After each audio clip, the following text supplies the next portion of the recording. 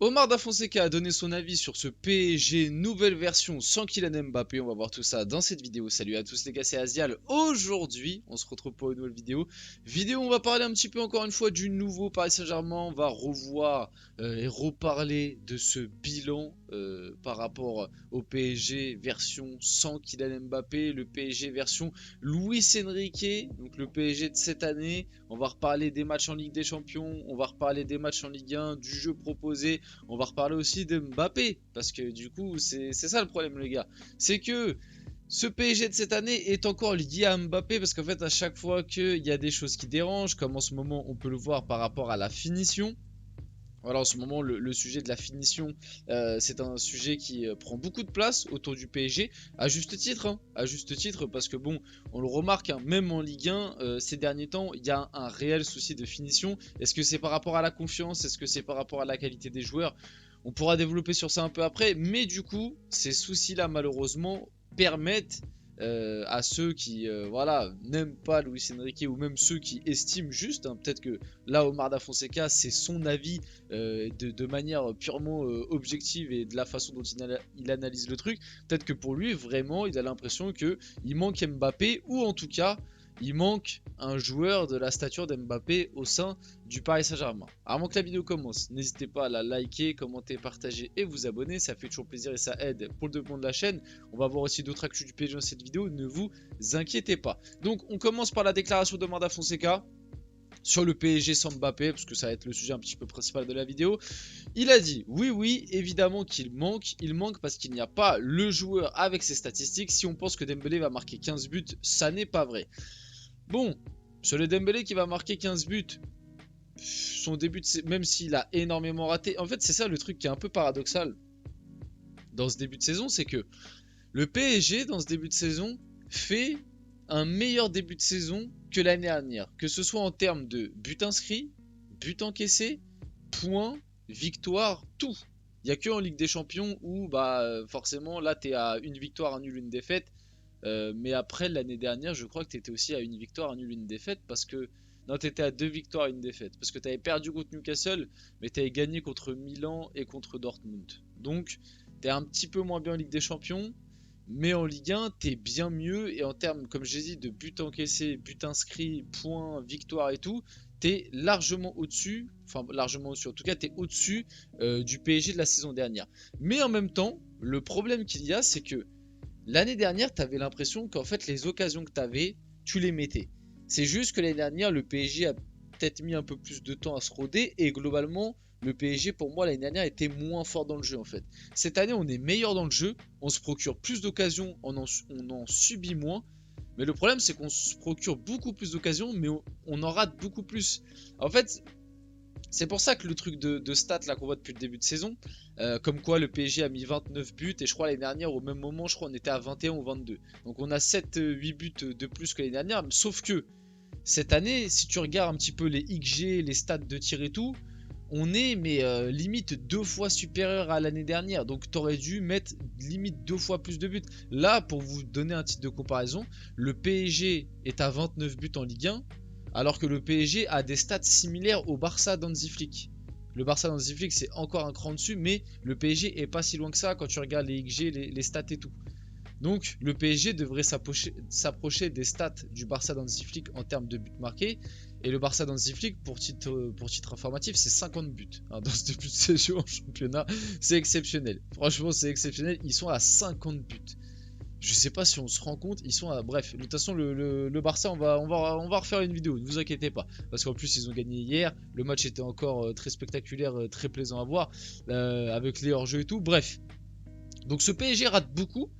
Est-ce que foncièrement c'est parce que Mbappé n'est plus là? Bah je ne pense pas, parce qu'en fait on prend que l'aspect finition, mais faut pas oublier que Mbappé l'année dernière, bah, il était au club, qu'il a marqué ses 50 buts, c'est très bien, mais du coup autour de lui personne ne marquait, le jeu était unicentré sur lui, donc forcément dès que tu jouais des équipes qui savait le contrecarrer, bah tout de suite ça devenait beaucoup plus compliqué pour marquer autour parce que bah fallait jouer pour lui, fallait jouer sur lui, donc c'était un petit peu ça le problème. Et puis même là le Real Madrid en plus est en train de s'en rendre compte, hein. Je sais pas si vous avez vu l'info passer, on en parlera sûrement très rapidement, mais Mbappé, Carlo Ancelotti il est en train de se rendre compte que peut-être si le Real Madrid est moins fort cette année, c'est peut-être parce que Mbappé court pas. Bah oui, quand la moyenne, en fait c'est juste pour que vous vous rendiez compte de ça. La moyenne d'un joueur de foot professionnel, c'est environ, la moyenne, hein, je te parle pas des hauts, des N'Golo Kanté, je te parle pas de tout ça, je te parle de la moyenne. La moyenne d'un joueur de foot professionnel, c'est entre 10 et 11 km par match. Une moyenne, sachant que du coup, un mec comme Mbappé fait beaucoup baisser la moyenne. Mbappé, en moyenne, il est à 7-8 km par match. Donc en fait, quand tu joues avec Mbappé sur le terrain, c'est limite comme si tu jouais avec un joueur en moins. Parce que, comme je vous l'ai dit, là c'est une moyenne, mais tu as même des joueurs comme N'Golo Kanté par exemple, parce que c'est le meilleur exemple à l'échelle française en plus. N'Golo Kanté, lui, il a des standards où des fois il peut te faire des 13, voire même des 14 km dans un match. Mbappé, il en fait 7 ou 8. Bah après, N'Golo Kanté, c'est un milieu, oui, je sais, mais même, il y a des attaquants qui tournent autour des 10-11 km par match sans sourciller. Mbappé est à 7-8. Et aussi, pour vous donner un autre exemple, Léao est dans les mêmes standards. C'est pour ça que l'été dernier, moi, Léao, j'étais pas trop fan de sa venue au PSG, même si la qualité intrinsèque est là. C'est que Léao, il a les mêmes défauts que Mbappé, c'est-à-dire la nonchalance, il défend pas, il court pas beaucoup, mais en plus de ça, il a moins de qualité. Donc en fait, c'est un Mbappé qui a les mêmes défauts, mais qui est moins fort offensivement dans les buts marqués, etc. Donc ça, c'est franchement, ça sert à rien. Mais j'ai pas été vérifier les stats, mais je suis sûr que tu vas regarder les stats d'un Vinicius Junior l'année dernière au Real Madrid, je suis sûr qu'il tourne au moins à 10 km en moyenne par match. Tu vois, donc c'est un problème. Et pour moi, non, du coup, le PSG n'est pas moins fort cette année avec Mbappé. Le PSG est peut-être moins efficace, ça c'est sûr. Maintenant, il n'est pas moins fort. Moi, je continue de dire que ce PSG cette année est plus fort. Et moi, je continue de dire que cette année, Mbappé ne manque pas au Paris Saint-Germain. Il ne manque pas au PSG, ce n'est pas vrai. Il faut arrêter de toujours remettre ça sur la table. Le PSG cette année s'en sort très bien et s'en sort limite même mieux sans lui. Et lui, on le voit du côté du Real Madrid, c'est la galère et le Real Madrid est en galère. Donc au bout d'un moment, il faut se poser aussi les bonnes questions. Il faudrait peut-être qu'il change un peu son style de jeu. Par contre, là où je peux être d'accord avec Omar Da Fonseca, c'est que bon, Dembélé 15 buts, même s'il fait un bon début de saison, ça va être compliqué parce qu'il rate énormément. C'est ça le truc qui est incroyable avec Dembélé, c'est que Dembélé, là je crois, il a 6 buts, 5 ou 6 buts depuis le début de saison. Et regardez tout ce qu'il a raté, quoi. Si Dembélé, il avait juste une finition correcte, même pas une bonne finition, juste une finition correcte, parce que là, sa finition, elle est mauvaise, mais Dembélé, il serait déjà à 10 buts cette année. Tu vois? C'est là aussi que tu te dis que les occasions que se procure, et c'est là que on en revient au jeu de Luis Enrique et au PSG qui pour moi est bien meilleur cette année, c'est que quand tu te dis qu'un Dembélé est déjà à 5 buts cette année, avec tout ce qu'il a raté, et que tu te dis, ah, s'il serait juste correct dans la finition, il serait au moins à 10 buts, c'est bien que dans le jeu et dans ce que propose Luis Enrique et le PSG cette année, c'est bien plus fort que les années précédentes. On est tous d'accord là-dessus, je pense. Enfin bref, on passe un peu à la suite. Parce que Omar Da Fonseca n'en a pas fini, il a aussi envoyé un petit pic à Bradley Barcola. Plus petit est l'espace, moins grand devient Barcola. C'est pas totalement faux, hein. Barcola, il a des limites, hein, malgré tout, même si moi je trouve que c'est un joueur fantastique qui peut encore évoluer. Et justement, oui, dans les petits espaces, pour le moment c'est compliqué. Dès qu'il a des prises à deux aussi, c'est compliqué. Ça, c'est une réalité. Maintenant, il est encore jeune. Moi, j'aime beaucoup le joueur.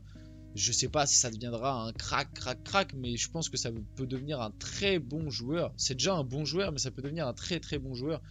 Maintenant, ces critiques-là, tu peux faire exactement les mêmes à plein d'autres joueurs, hein. Il y a plein d'autres ailiers qui, dans les petits espaces, sont pas bons. Mbappé, dans les petits espaces, c'est pas un crack non plus, hein.